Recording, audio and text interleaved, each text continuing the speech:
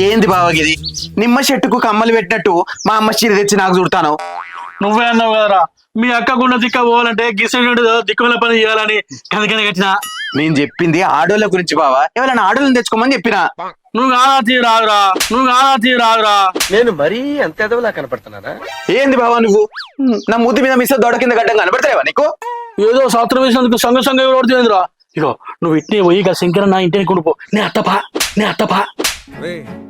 అని ఎవరికైనా చూపించండి రా, వదిలేయకండి రా బాబు అని. అలాగా నేను నీకు ఎట్లా కనబడతాను బావా? నేను పోను. ఏంది పోవారా? అయితే మీ అక్క నన్ను కొట్టనియా?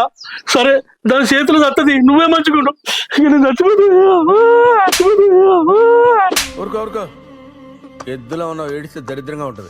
ఏంది బావ